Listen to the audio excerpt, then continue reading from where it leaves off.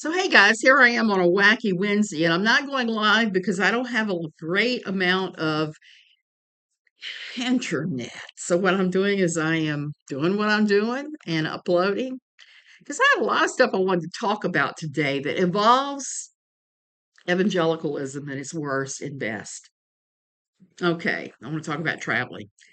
If you know who I am, I'm Suzanne Titkemeyer. I used to write for a place called Pathos, column called No Longer Quivering, about the evangelical quiverful movement. I did that for over 10 years, and now I'm working on my book with Strange Fire. Very close to being able to publish it. I finally got it in publishable state. And after traveling, I really feel the onus on me to go ahead and get this done.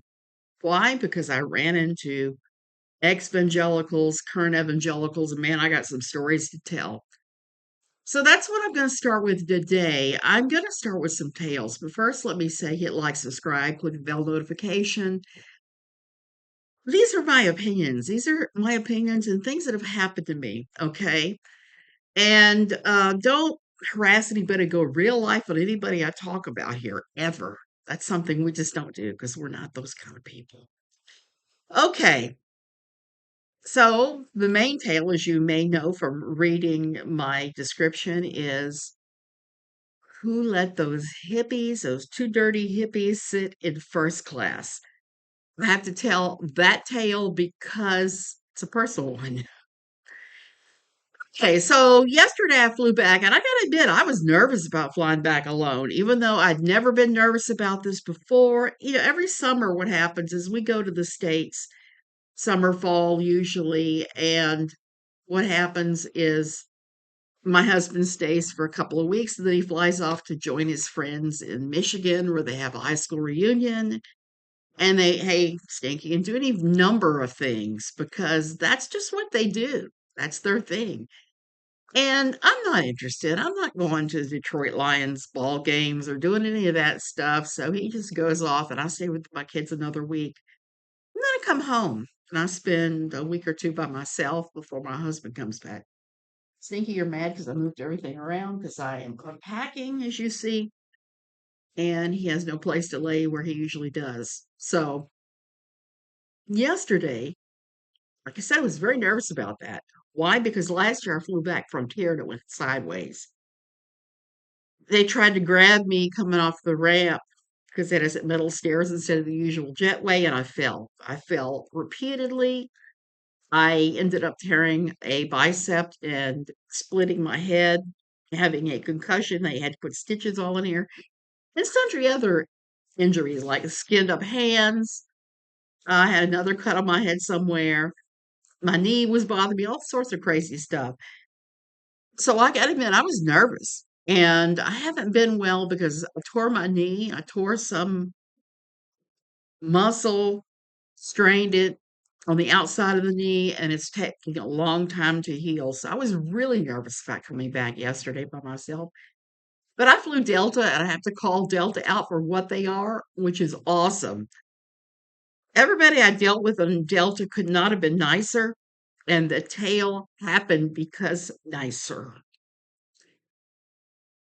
So from the moment that I checked in at curbside check-in to the moment that the wheelchair employee from Delta helped me to my car with all my huge amount of bags was awesome. So now I'm going to tell you the story of the two hippies on the first class that somebody was objecting to. Okay, now if you've heard me rant about being disabled and having to use a cane or a walker to get around, you know what the deal is. It's hard when you're disabled to function in a real world that's not really set up for the disabled. And as someone who is disabled, I don't sweat that. I know that to be the truth. When I do call someplace out, it's because they are ignoring ADA guidelines and all sorts of things. Here, it's kind of iffy. They attempt to go along with disability guidelines, which in Costa Rica are taken directly from the U.S. ADA, but they don't always do it right. So I don't hold very high opinions here of what happens with disability. So my second flight, And let me back up. Because of my disability, I had gone on and added Comfort Plus to all of my flights coming back to have a bigger seat to be able to sit more comfortably because it's a longer flight for me from Atlanta to Costa Rica. It's like a 4-hour flight. So it's a little longer. I would rather have the extra comfort, and it's worth a few extra dollars for that. So I did that. Now, when I went to board my last plane to fly back, the gate agent hands me a ticket and says, "I've already scanned you in. I put you in a different seat." I was like, "Okay, cool," and said, "Thank you," and wandered onto the plane with my carry-on I got back there, big carry-on bag, and my CPAP machine. She had upgraded me to first class, bless her heart, and I was really surprised by that because you don't get upgraded to first class very often, but I was very thankful that she had done that. Took my little seat, sat down, sat my window seat, shoved my carry-on onto the seat so I could still access my snacks and my Kindle, and relaxed. Now, I have to note I traveled yesterday dressed in a brand new designer outfit I bought myself. This time, I bought designer clothing when I was out. I did not go to the Goodwill. I did not go to Walmart to buy clothing or anywhere else along between those two places or anywhere else super cheap. I got a beautiful outfit that was made entirely out of linen, black pants, and a tunic overshirt that was just gorgeous. I have to show you guys. If it wasn't hanging in the laundry right now, getting dry, I'd definitely show it to you. It was a tunic that had like a little teeny tiny mandarin type collar, multiple pin tucks across the bosom, long sleeves, and it went almost to my knee. It was black and white. It was a etoile type print, and paired that with my sandals. I have slip-on sandals that are very hippie looking. And I did look kind of hippie-esque, I guess, with my long silver hair to my rear end. So I sat down, didn't think anything of it, and watched another lady who I'd seen there sitting there in the wheelchair get wheeled on and saw her dramatic behavior. Okay. And she was in first class, sitting a row ahead of me. And with a knee brace on, who was sighing dramatically. And when she sat in her seat, she started screaming and carrying on and acting like she had lost this. And she's somebody that if I had to classify her here, and I hate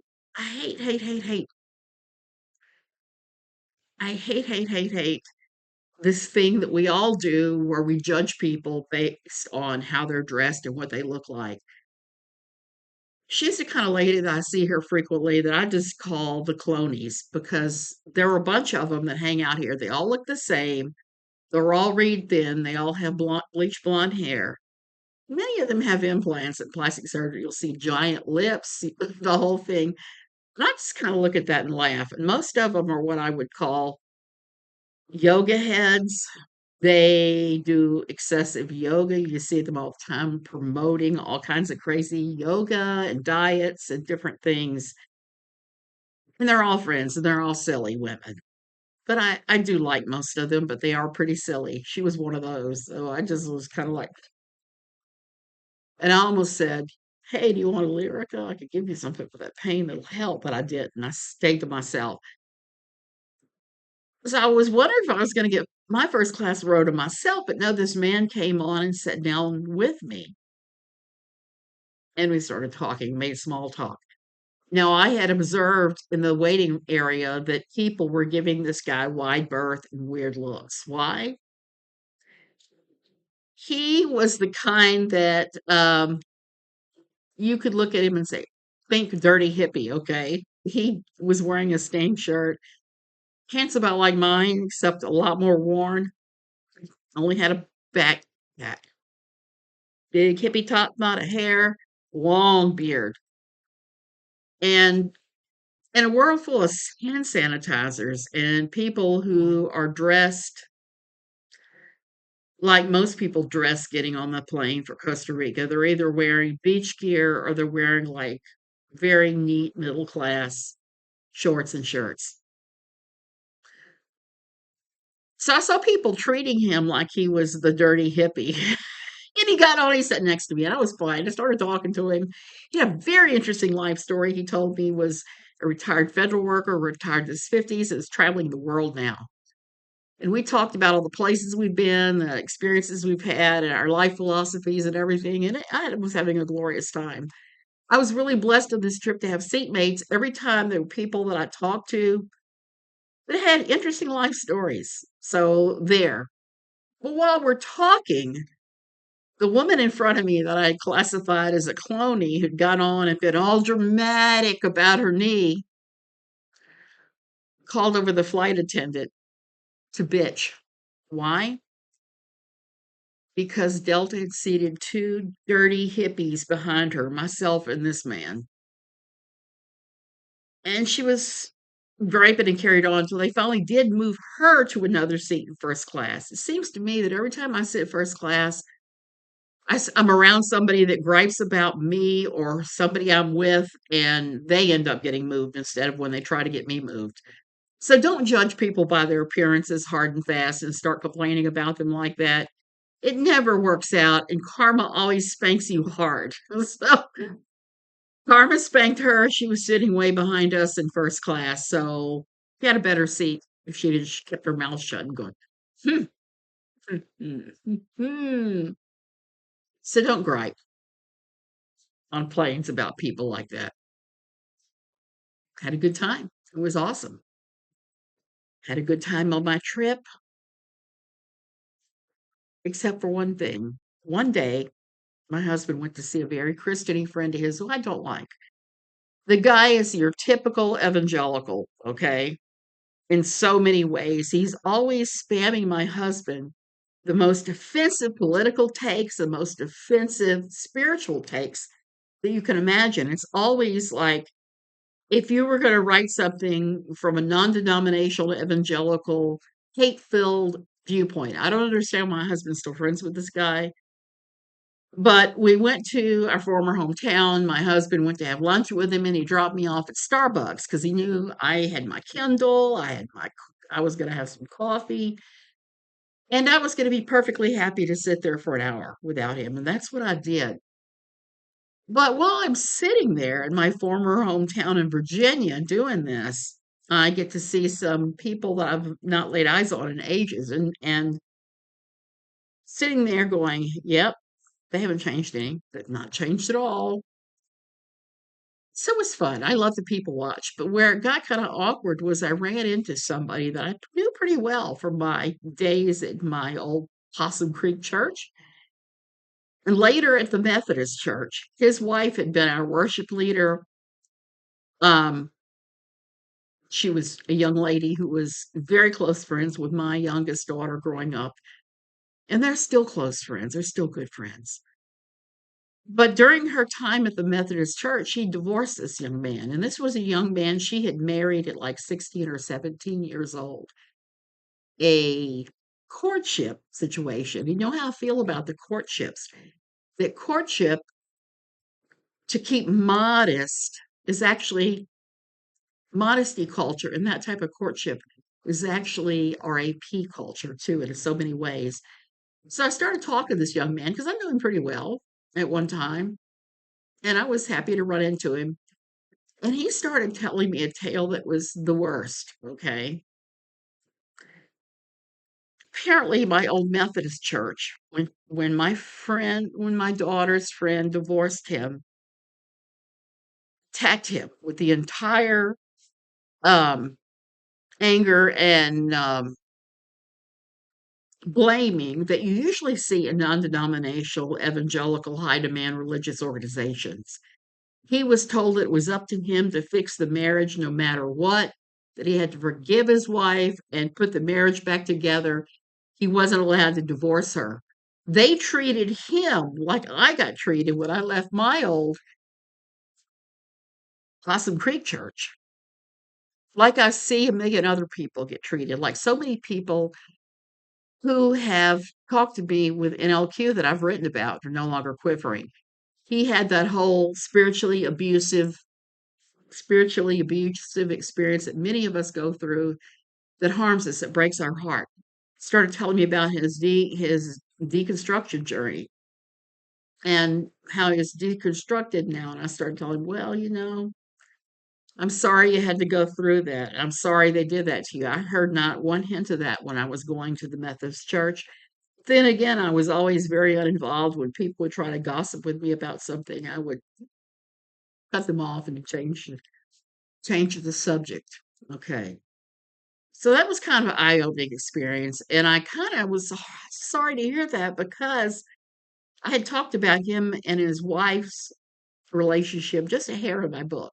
So I have to update the chapter that I wrote about the courtship model in them in particular, because they did the whole evangelical courtship model as modeled by Harris, and his book, I Kissed Dating Goodbye, Josh Harris, and all the damage that did. They followed that model. They married at 16, 17. And of course, it absolutely fell apart. You can't marry that young and think that your marriage is going to last.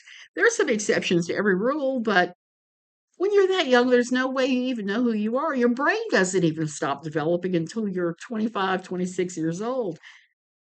And so many of these courtship model marriages that I know of from my old church have just exploded and splintered, and everybody's ended up harmed. This one was no exception. I had no idea. That's all I can say. And I talked to the young man quite a long time about it, about my own deacon version experience, what deconstruction was like, how I knew that I was at the end of it, and how I've been able to reconstruct a healthier a healthier faith than what I had before. So there you go. And the other thing that I got to see, which was harmful Christianity, the same exact kind of non-denominational, high-demand religious organization experience, was one of my best friends in this whole world. The only lady that I kept as a friend coming out of Possum Creek, who I watched church hop in the aftermath of everything that went down with Possum Creek. She and others went to this other little church, this Free Methodist church, and took it over, overwhelmed that church, and ended up crashing, and they all splintered at various places. She and her husband ended up at another big non-denominational evangelical church that started in that area. And it splintered because the pastor and his son were accused of sexual improprieties. So they left that. So they ended up at this other church. It was a startup church in a barn in rural Virginia. Sorry, I'm wiping my nose so much on camera, but I'm having a biblical bout of allergies, and I would rather wipe my nose than blow my excretions on my hand or a piece of clothing like some creators do. Um, so they joined this other church. 2 years ago, exactly, almost exactly, my friend had a tragic auto accident. And she was hospitalized and put into a rehab center. Over 6 months, she was in some type of medical facility. That's how bad it was. She wasn't expected to live. One of the things that happened is she had a brain bleed. She had multiple broken bones, including a broken hip that had to be repaired. And she's at my age, her age, so she's not young. So the church that they were attending, the high demand, non-denominational religious organization, was very good to them in the aftermath of her accident. They gave the husband rides. He had places to stay in the area where the hospital and the rehab were. They brought food to them. They took very good care of this couple. And I was glad to hear that last year because how your church treats you during crisis time is usually a good indication of whether the church is good or bad. Okay. And what happened in the aftermath was just silly, and it just explains that a lot of these non-denominational preachers have way too much power. What happened is my friend, my dear friend, got called on the carpet for not smiling during service. Now, she told me she struggled to attend the services in the aftermath of her accident when she finally came out of the rehab center. So she didn't attend all the time. When she did attend, she was in pretty bad pain and deeply discouraged. So she said that she knew her facial expressions weren't great, that she wasn't smiling, that she probably was frowning a lot. Basically, what happened is the pastor sent her an email after some months of her being back where he accused her of murmuring and complaining about him behind his back and not smiling. And it all came out of the not smiling. He said that her refusal to smile on Sunday mornings and have a joyful expression for the Lord was rebellion. And you know what we say, what these places say. They say rebellion is as to witchcraft. So he wrote this long, insulting, horrible email to her, where he basically said, "You're in rebellion against leadership because you are not smiling." Oh my gosh, no. So he did that, and he told her she had to repent for the entire church. She had to repent, and that she and her husband would be allowed to stay. So if you know my friend at all, really has a heart for God. I mean, a really strong faith. She loves God no matter all the stuff that has happened to her in her life. She has lived through things that would turn a lesser person against God. Let's just put it that way. And this thing was a hard one. So she prayed and wept for 2 full days over this thing. And she finally ended up answering him. And instead of a long answer like his email, she gave him a short, sweet, kind of snappy, what would you call it? Kind of sarcastic answer about the smiling, and said she wasn't going to comply because she hadn't done those things he was accusing her of. So he basically sent another long one back about they were kicked from the church. Her husband tried reasoning with the pastor over email and said, my dear wife is in constant pain. You're interpreting her facial expressions as some type of disapproval when it is not. And the pastor came back with an answer that is just pure toxic spiritual abuse nonsense. He told the husband again that the wife was in rebellion and wasn't very submissive. And of course, he'd say that. And so they left the church and they're not going to church now, which is huge for my friend. Huge, huge. And talking to her, she is still dealing with a large, heaping helping of spiritual abuse. I'm going to send her some links to some things I told her would help her. And I just pray that this guy does not prosper because he's about to go on and hurt somebody else. If he hurts her like that, and she's one of the most faithful, prayerful ladies I've ever known, then there's no telling the large amounts of damage that this guy can do. So many of these guys at these denominational churches are giant egotists that are on a power benders. And the problem is when they're on these power benders, they harm people left, right, and center. So if you're ever attending a church and they tell you you have to fix your marriage or you have to smile or you have to do courtship or any other nonsense like that, or they call somebody a dirty hippie, run. Don't walk away from them. Know that this is a high demand religious organization. This is one of those taco churches I like to talk about on Tuesdays. A uh, totalitarian, complementary, totalitarian. I totally forgot what it means. I am having a senior moment, a big senior moment, because I'm just freaking exhausted right now. When I got back yesterday here, got back around 2 o'clock. I had as much of stuff I bought at Costco because I had to stop up and get groceries because I hadn't grocery shopped I hadn't been here for a month, and I had to fill the shelves with stuff to eat because I'm here. And I was just utterly exhausted. I brought in my suitcases. I brought in the cold items from the car, and I left everything else still sitting out there. And I laid down around 3:30 and pet my cat Stinky here, and kept drifting off and taking naps. And finally went to bed around 8 p.m. and slept until 9 this morning.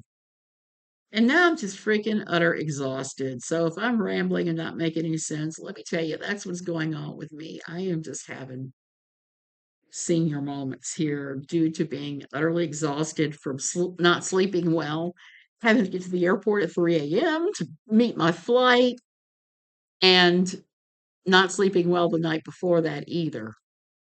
So I'm trying to catch up on my sleep. Thankfully, the house is pretty clean, and even if it isn't, hey, Mommy Roomba!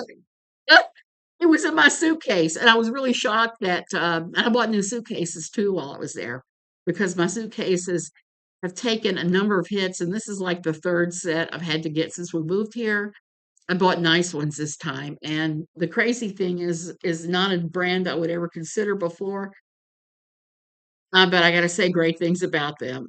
I bought London Fog luggage this time, and I'm hoping they hold up better than the Kenneth Cole reaction suitcases I had, or the beautiful turquoise ones I had bought at Belk that fell apart immediately, okay, that overpaid for even.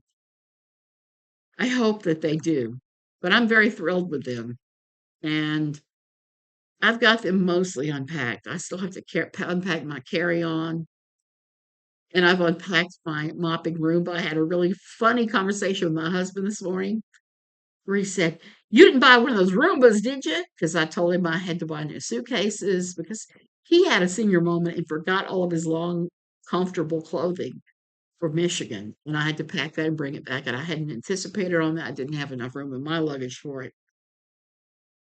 And so after I told him, hey, I bought a set of London Fog. They're gorgeous. They're gorgeous and they're well made. They have huge zippers. One of them sitting back there right now. Um, he said, "You didn't buy one of those Roombas, did you?" Because we've been having that conversation for years, to Roomba or not to Roomba. Ever since I had my thalamic stroke 3 years ago and started having problems balancing enough to sweep, he would say, "I'll sweep for you." And he never does. He will about the 100th time I say something to him when it's gotten ridiculous and he's seen me sweep and fall down. I kind of got tired of that. So I've been threatening to buy a Roomba. I did buy one. I bought the one that mops. I'm about to plug it in for the first time. I just use it in the living room and the kitchen because I have a pretty large house and it only covers about 1,600 square feet on a charge. And that's about the size about there. That's not the bedrooms or any of the other rooms of the house. But that's okay because those are the two rooms I have the biggest problem with. And here I mop once a week. I Swiffer in here. The bedrooms don't take much mopping or sweeping or anything, so we can manage just fine. So I laughed and said, "I bought the mopping Roomba." And he was like, "Oh no." And then I said, "Start thinking about it. We're a model house when you get back. And I want a dishwasher installed." And we both laughed. We laughed. So I'm feeling pretty confident about the future now.